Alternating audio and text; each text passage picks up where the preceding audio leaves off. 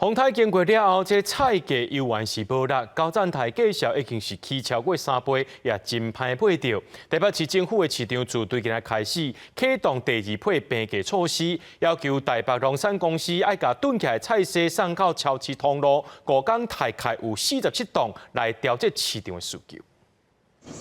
加食材高粉热鼎用油钱，减少鸡头家对菜价大起真有感觉。搭配正路的高赞塔，比风台前已经起超过3倍，愈来愈歹买。本来佫提供人客点买，即马都爱点餐才有送，无接受点进高赞塔。台风来之前，这样一盒大概多少？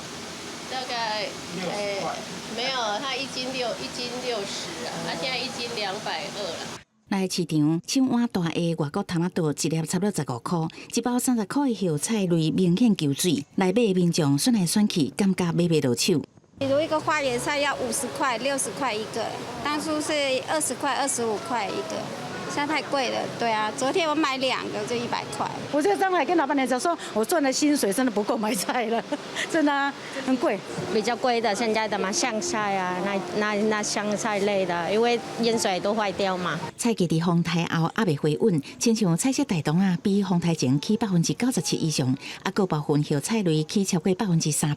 台北农产有限公司的资料显示。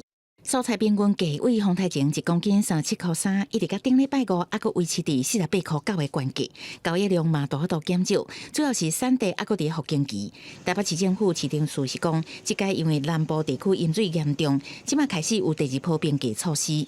主要就是释出一些裸菜的叶类啊、茄子、山药、马铃薯、洋葱，还有一些菇类。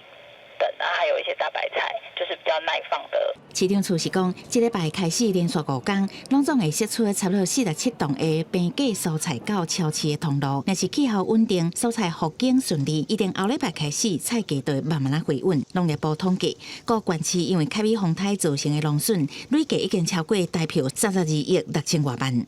记者综合报道。